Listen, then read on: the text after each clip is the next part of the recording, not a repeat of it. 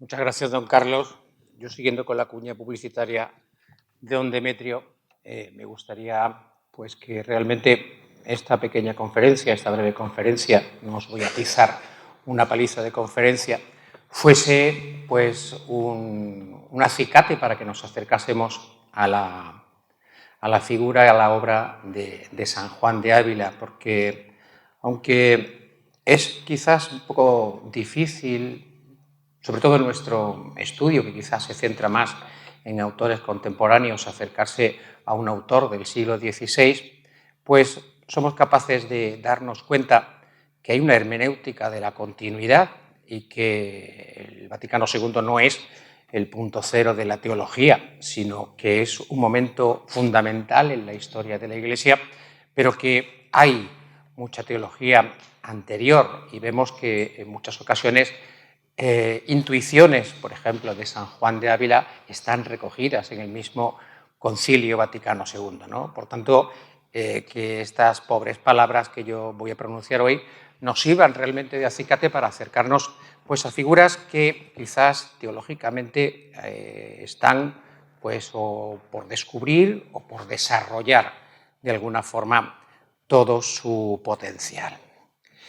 Señor administrador apostólico, querido don Demetrio, señor obispo de Alcalá, querido don Antonio, de una forma muy especial felicitar a todos los que hoy cumplís bodas de plata o bodas de oro sacerdotales.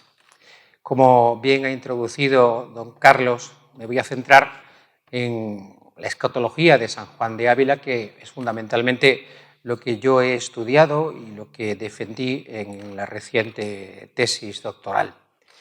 Creo que en el debate teológico actual es verdad que la cuestión de la escatología ha perdido quizás la efervescencia que tuvo hace unas décadas, en particular pues, en fechas previas y posteriores al Concilio Vaticano II. Bastaría con acercarnos a algunos manuales de aquella época, muchos de ellos los conocéis, como el de Cándido Pozo, como el de Ruiz de la Peña o como el mismo manual de escatología de Ratzinger, para darnos cuenta lo certero que fue von Balthasar cuando afirmó que todas las tormentas de la teología en aquella época salían del rincón de la escatología.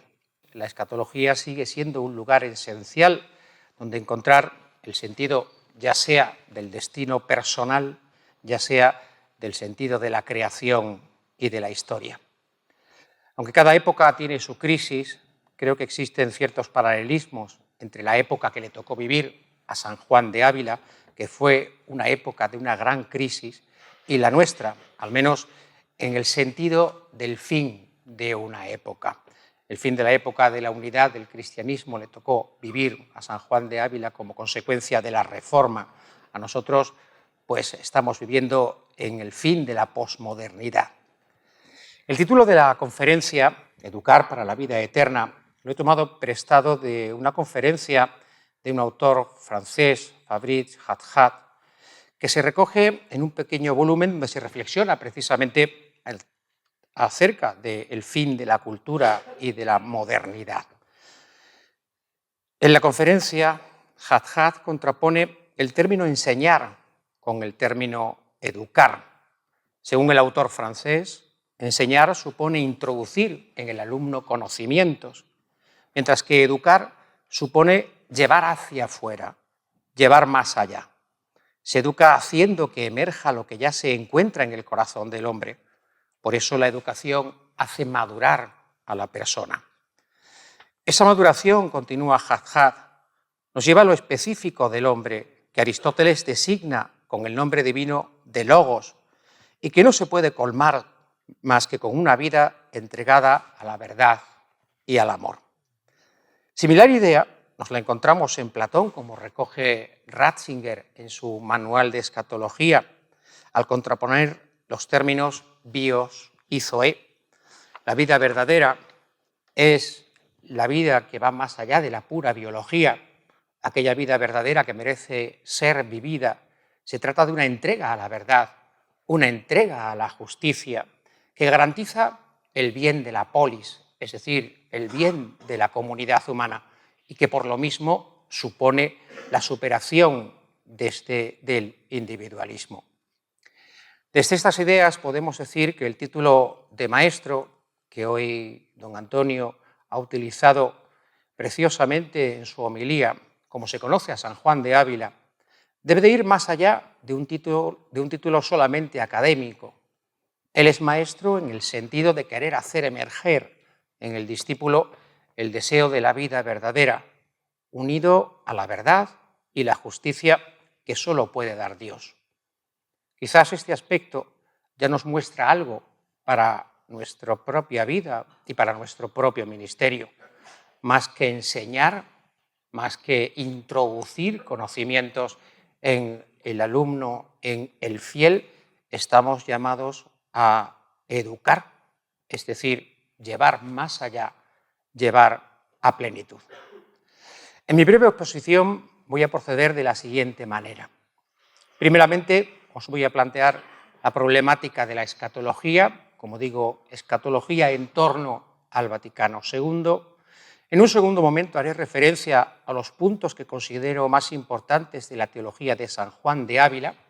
Tenemos que tener en cuenta que San Juan de Ávila no es un autor sistemático, que por tanto no encontramos en él podríamos decir así, tratado de escatología, sino que hay que ir recorriendo obra tras obra y ir espigando esas afirmaciones escatológicas que están íntimamente relacionadas tanto con su cristología como con su antropología. Y en un tercer momento os presentaré una síntesis de la escatología de San Juan de Ávila.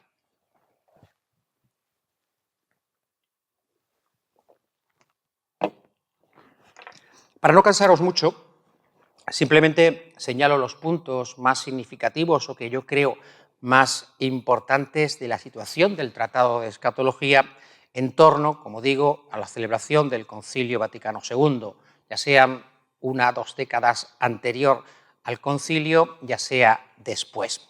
En primer lugar, nos encontramos con una acusación muy frecuente, que es la llamada cosificación de los lugares escatológicos, es decir, la situación del Tratado de Escatología prácticamente situado al final de la dogmática y sin ninguna relación con el resto de los tratados de teología. Por tanto, nos encontramos con un tratado que podríamos decir cosificado, donde los lugares escatológicos aparecen ciertamente así, como lugares. En segundo lugar, hay que subrayar que esa escatología previa al Concilio Vaticano II, fundamentalmente, se subrayaba fundamentalmente una escatología individual frente a una escatología colectiva que tiene, bueno, pues como núcleo realmente el Maranatá, la parusía. En tercer lugar, una de las crisis, posiblemente de las que más se denuncian, comienza la denuncia por Karl Barth en la carta a los romanos, continúa Karl Rahner en sus escritos de teología y el mismo Ratzinger habla de ella en su tratado de escatología, es el abuso de las imágenes apocalípticas. Ratzinger lo define así, es el paso del Maranatá esperanzado de los primeros siglos al dies irae de la escatología medieval. Por último, y lo que va a suponer quizás el centro del debate posterior al Concilio Vaticano II, estaría la contraposición radical entre la esperanza de la inmortalidad del alma frente a la esperanza de la resurrección y, por tanto, y por lo mismo, la negación de los defensores de la sola esperanza en la resurrección del estado intermedio. Para que comprendamos un poco la intensidad del debate, en este sentido, tenemos que tener en cuenta que hay cuatro grandes documentos posteriores al Concilio Vaticano II para corregir estas posturas que incluso podían poner en peligro el dogma o el fundamento del dogma de la Asunción de María Santísima. El propio Pablo VI, en el Credo del Pueblo de Dios, tiene que corregir algunas de estas desviaciones. Luego hay un documento de la Comisión Teológica Internacional, más tarde un documento firmado ya por el cardenal Ratzinger de la Congregación para la Doctrina de la Fe y, por último, un documento del año 1996 de la Conferencia Episcopal Española, Creo en la resurrección, para poner de manifiesto que la esperanza cristiana es esperanza en la resurrección, efectivamente, pero que eso no niega el hecho de la inmortalidad del alma. Planteada la situación de la escatología y de los debates que sacudieron la escatología, pretendo a continuación presentar la escatología de San Juan de Ávila, pero previamente manifestar o poner de relieve los principales rasgos de la teología de San Juan de Ávila, por lo mismo, por lo que he dicho anteriormente, porque hay que espigar todas las afirmaciones escatológicas del maestro a lo largo de todas sus obras y nos damos cuenta que están en íntima conexión tanto con su cristología como con su antropología, para llegar así a comprender lo que el Papa Benedicto XVI, en la Carta Apostólica de Proclamación de San Juan de Ávila como doctor, nos dice: la doctrina del maestro Ávila posee, sin duda, un mensaje seguro y duradero y es capaz de confirmar y profundizar el depósito de la fe, iluminando nuevas perspectivas doctrinales y de vida. Atendiendo al magisterio pontificio, resulta evidente su actualidad, lo cual prueba su eminente doctrina y constituye un verdadero carisma, un don del Espíritu Santo a la Iglesia de ayer y de hoy. Fundamentalmente subrayo el hecho de que el mismo Papa Benedicto XVI manifiesta la actualidad del maestro Ávila. Prácticamente desde el primer biógrafo de San Juan de Ávila, es unánime la idea de que la experiencia de Cristo en la cárcel sevillana de la Inquisición supuso para San Juan de Ávila una experiencia que podemos decir fundante, y no solo a un nivel que podríamos denominar espiritual, sino a un nivel mucho más global, donde espiritualidad, teología y pastoral son un todo cuyo centro mismo es Cristo.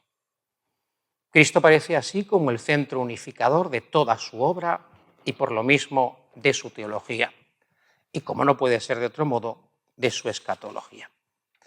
Efectivamente, esta experiencia de Cristo en la cárcel sevillana le lleva a la comprensión del amor que Dios es en sí mismo, en la comunión de las tres personas divinas. Dios es, en la unidad y la distinción de las tres personas divinas, la fuente misma de la vida, de la creación y del hombre, vértice de toda la creación. Este hombre que ha salido de las manos de Dios, todo hermoso, como él mismo lo llama, ha sido llamado a vivir en la comunión con Dios. Vivir con Dios es vida. Vivir al margen de Dios solo puede ser muerte.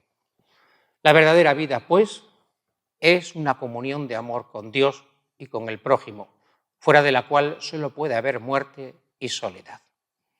Esta unidad con Dios, que es amigo de unidad, como afirma el Maestro en tantas ocasiones, queda rota por el pecado original. Sin embargo, Dios no abandona a su criatura amada, a la que había creado a su imagen y semejanza. Él llega a afirmar: la esencia del hombre no se perdió, por eso no vino el Padre. Movido por el amor de Dios, el Padre envía a su Hijo y al Espíritu Santo. Desde este misterio de amor que Dios mismo es, en la distinción de las personas divinas, es de donde el Maestro nos presenta el desposorio que supone la encarnación cuando el Hijo Eterno asume la humanidad. La humanidad asumida es sustentada en la persona del Verbo, que lejos de restar algo a su humanidad, la hace más perfecta. Tal y como lo describe en el Tratado del Amor de Dios, por medio de la gracia de unión, le fue entregada a esta humanidad asumida el ser Padre universal de toda la humanidad, de tal forma que todas las gracias que se derraman sobre la humanidad de Cristo sean para nosotros.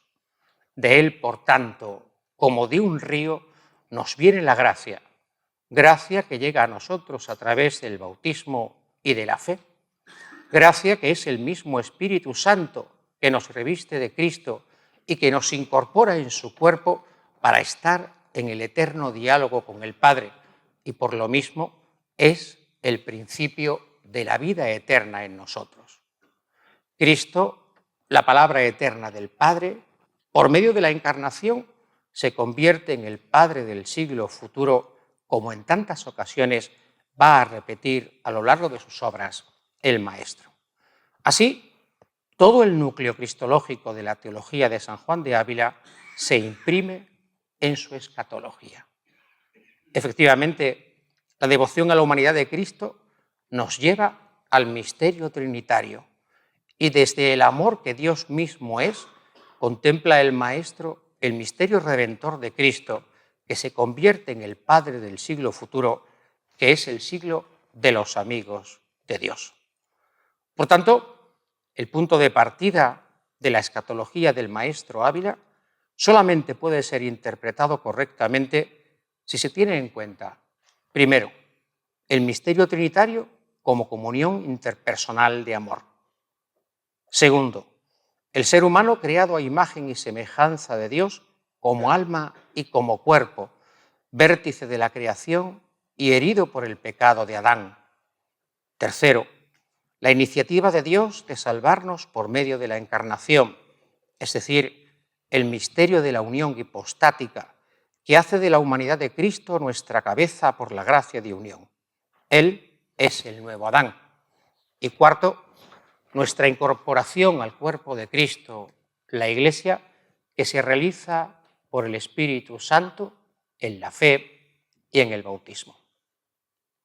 A partir de aquí, teniendo en cuenta estas 4 claves teológicas del Maestro, todo apunta a que esa cosificación de los novísimos, acusación frecuente en la teología contemporánea, como he expuesto anteriormente, no se daba en todo caso en el Maestro Ávila, sino que sugería, como el mismo Papa Benedicto afirmaba, una visión muy actual también en lo referente a los novísimos, que aparecen ciertamente como clave de bóveda de todo su pensamiento teológico.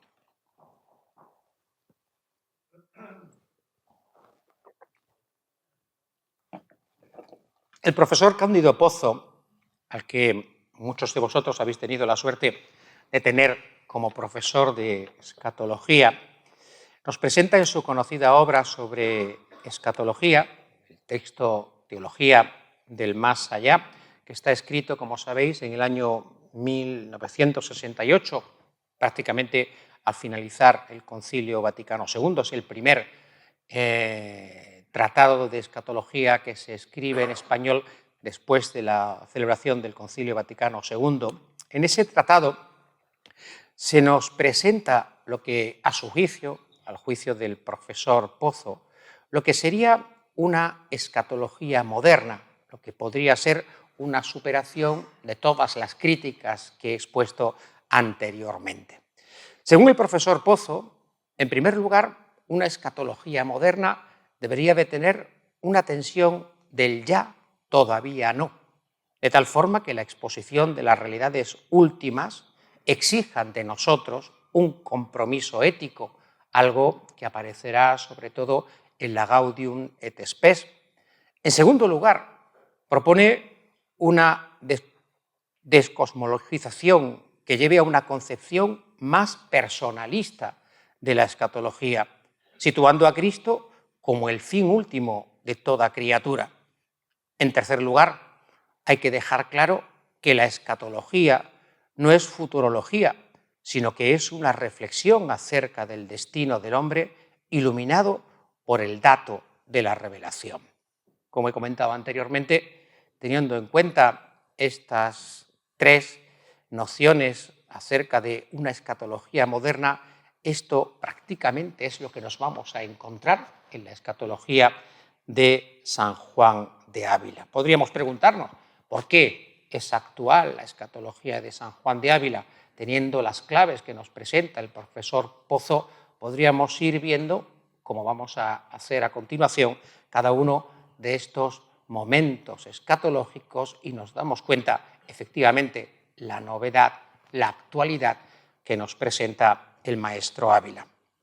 En primer lugar, para el maestro Ávila, las realidades escatológicas no están en el más allá de la muerte. Es más, podríamos decir que no hay dos vidas, sino una sola vida en dos estados diferentes. Efectivamente, la gracia es para San Juan de Ávila una vida eterna incoada, y todos los estados escatológicos tienen su inicio y su presencia aquí. Desde la clave cristológica expuesta más arriba, la muerte, que el maestro mismo describe negativamente como una moscarda, porque es consecuencia del pecado original, no es una muerte en soledad. Por pertenecer al cuerpo de Cristo, Él mismo nos toma de la mano para pasar esa oscuridad. Lleno de ternura, encontramos la descripción del tránsito de la Virgen María en los sermones de la Asunción y cómo Cristo mismo recibe su alma. Tras el descenso de Cristo al lugar de los muertos, nuestra muerte será siempre muerte en el Señor, y nuestra alma, a la espera de la resurrección, será sostenida siempre en el cuerpo de Cristo. No moriremos nunca en soledad, sino que nuestra muerte es comprendida como muerte en el Señor. Incorporados al cuerpo de Cristo por medio del bautismo y teniendo de Cristo compañía por medio de la gracia, ya gozamos misteriosa, pero realmente, de la realidad del cielo que un día se planificará en nuestra vida cuando veamos cara a cara. Porque donde está Cristo está el cielo, afirma el Maestro. Si tenemos compañía con Él, aunque estemos peregrinando, estamos gozando de la presencia de su amor. Él es nuestra cabeza y desde el momento de la encarnación estamos viviendo ya el tiempo escatológico. Vuelvo a la afirmación anterior del Maestro: la gracia es vida eterna incoada. El hecho de vivir en amistad con Cristo de una forma misteriosa pero real nos está introduciendo en la misma vida divina y por lo mismo en la vida eterna. De igual manera, en este caso de signo negativo, podríamos hablar de la posibilidad de la condenación eterna. Infierno es a lo que infierno lleva, afirma el Maestro. El que por soberbia, por falta de caridad, continuamente peca, no tiene a Cristo como cabeza, sino que tiene como cabeza a otro. Ese tal que desde el principio es príncipe de la mentira y que no puede dar absolutamente nada porque nada le pertenece. El infierno, por tanto, comienza aquí cuando nos alejamos de Dios y nos sumergimos en la oscuridad, en la soledad, en el silencio del pecado, porque no tenemos el fuego de la caridad, porque nos falta el amor de Cristo. El camino del cristiano, después del bautismo, es una configuración y una maduración en la imagen de Cristo, que es el Hijo. Este camino es un camino de humildad, algo que va a repetir continuamente el maestro Ávila. Si queréis saber cuál es el camino del cielo, os digo que es la humildad. Y si me preguntáis de nuevo, os volveré a repetir, es la humildad. Esa humildad que supone vaciarnos de nosotros mismos y dejándonos llenar de la gracia del Espíritu Santo, y que por lo mismo es un camino de purificación interior. Cualquier circunstancia de la vida, la enfermedad, el sufrimiento e incluso el calor de Montilla, hace referencia en un momento determinado en una carta al calor de Montilla, que nos puede ser molesto, puede ser instrumento de esa purificación interior. El Señor nos va dando en esta vida la posibilidad de ir purificándonos y madurando en esa imagen de Cristo. Así, el purgatorio, que el mismo Maestro presenta como galardón o como preparación para las nupcias definitivas entre el alma y Cristo, también nos acompaña en nuestro peregrinar aquí. En este sentido, en el sentido del purgatorio, es curioso que Yves Congar, en un artículo, hablaba de la diferencia o de la acusación por parte de los orientales de la visión quizás demasiado negativa del purgatorio, ¿no? Y es curioso cómo precisamente el maestro Ávila no tiene una visión negativa del purgatorio, podríamos decir así, como un infierno en pequeñito, sino que realmente nos lo presenta como la sala de preparación para las nupcias, como la sala de preparación para el encuentro definitivo, con lo cual la idea de la purificación, en el caso del maestro Ávila, está absolutamente cargada de esperanza. Algo parecido nos ocurre cuando hablamos del juicio. Efectivamente, cada vez que nos miramos en nuestro interior y nos juzgamos para acudir a la misericordia de Dios, nos estamos juzgando. Estamos recibiendo el perdón de la cruz. Estamos siendo sumergidos en la sangre del Mar Rojo que nos purifica y que nos entrega aquel que fue juzgado el Viernes Santo. Porque el Viernes Santo, insiste el Maestro, fue el juicio sobre el pecado de este mundo, sobre el mal de este mundo. El mismo San Juan de Ávila afirmará que no debemos de tener miedo al juicio en el sentido de que el juez es el Padre del siglo futuro, que el juez es aquel que es de nuestra propia carne y va a juzgar a su propio cuerpo. Como vemos en estos ejemplos de los lugares escatológicos, muerte, cielo, infierno, purgatorio, el padre Ávila imprime a toda su escatología esa tensión del ya todavía no, que es una de las características fundamentales de la escatología renovada. Esta presencia de las realidades escatológicas en el ya de la vida del cristiano hace que éste tenga un fuerte compromiso con el prójimo, sobre todo en lo que se refiere a la caridad. La escatología cristiana no es una esperanza que nos haga desentendernos de este mundo, sino todo lo contrario. Se pone así de manifiesto la dimensión ética de nuestra esperanza. Si por segunda vez preguntamos por qué, aprovecho y bebo.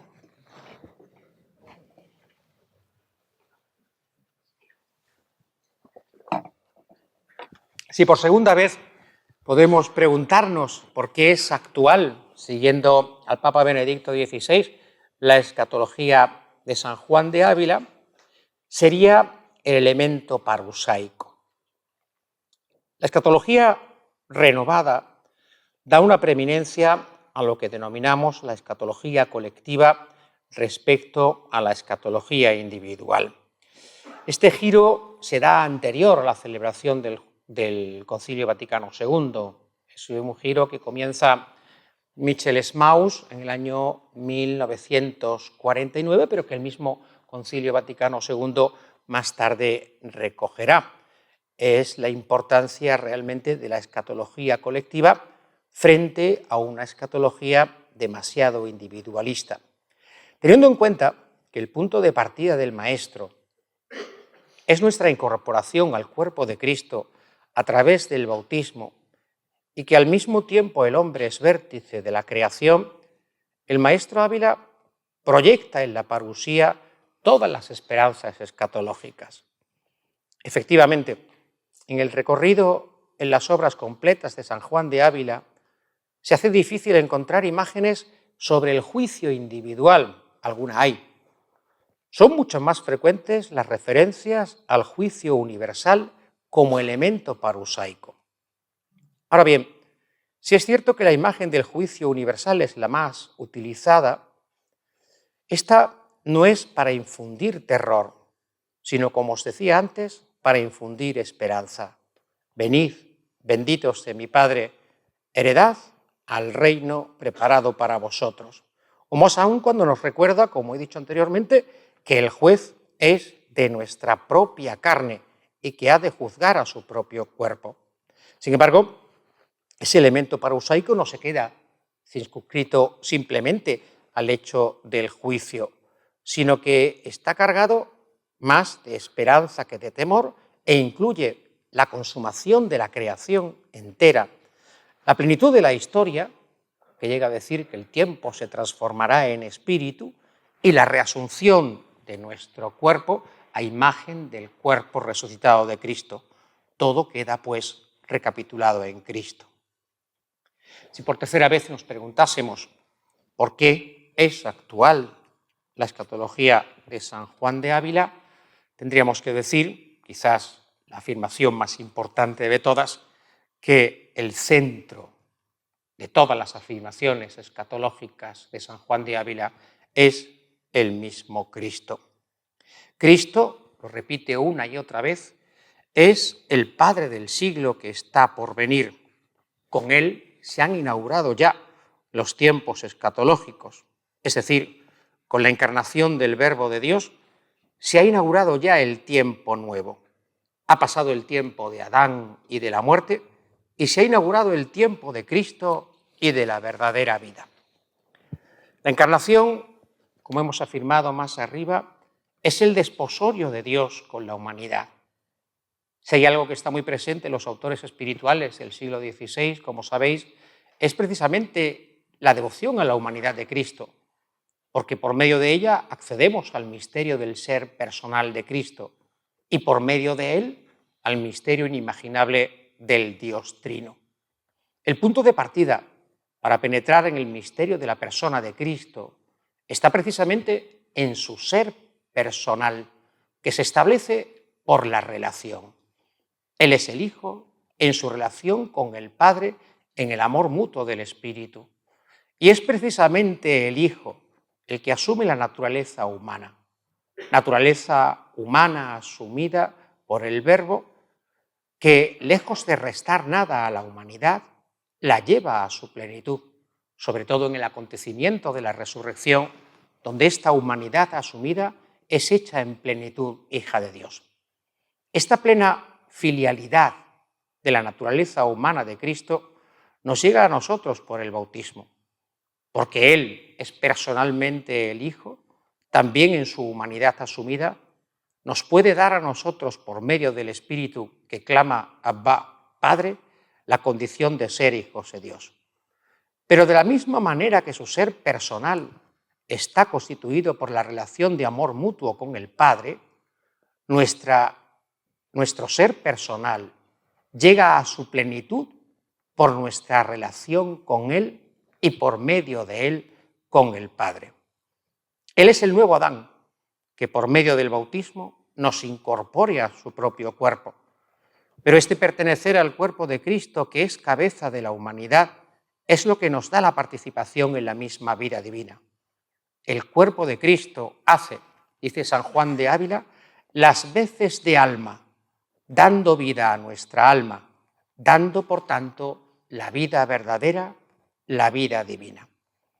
A partir de aquí, y siguiendo pues el modelo de la encarnación, donde la naturaleza humana alcanza su plenitud personal al ser supositada en la persona del Verbo, se puede también entender que nosotros alcanzamos nuestra plenitud personal al ser sostenidos en el cuerpo de Cristo, desde donde recibimos por medio de Cristo la participación en la misma vida divina. Se pone así de manifiesto esa dimensión dialógica de nuestro ser personal, que se plenifica no en la individualidad, sino en la pertenencia al cuerpo de Cristo. Desde aquí se pueden extraer dos conclusiones.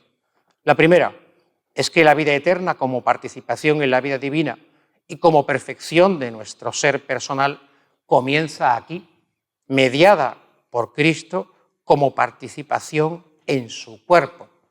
La santidad no deja de ser sino una participación de la misma vida divina por medio de la gracia. La segunda, íntimamente relacionada, es que la vida eterna, por ser participación en la vida divina en el interior del cuerpo de Cristo, subraya fundamentalmente la dimensión comunional de la vida eterna y por lo mismo nuestra plenitud personal.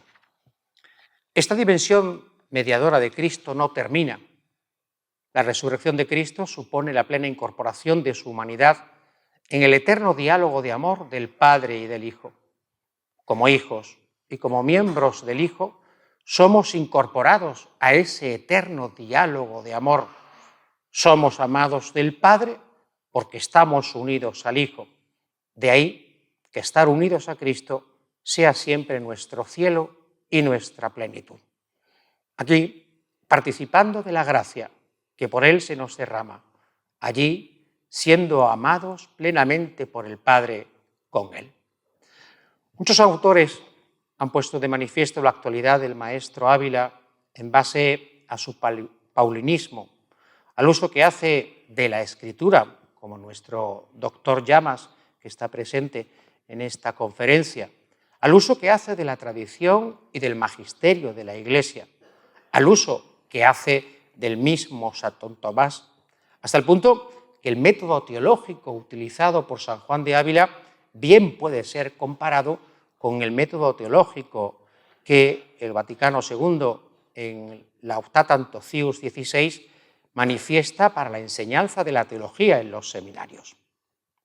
Así, he tratado de mostrar que la actualidad del maestro Ávila, de la cual nos hablaba el Papa Benedicto XVI en su carta apostólica, está también presente en el Tratado de Escatología, pero siempre teniendo en cuenta que su fundamento es la cristología.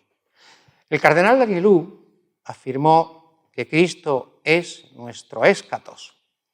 Von Balthasar afirmaba en una célebre frase que Cristo es la realidad última de la criatura, que como alcanzado es cielo, que como perdido es infierno, que como examinante es juicio, que como purificante, purgatorio.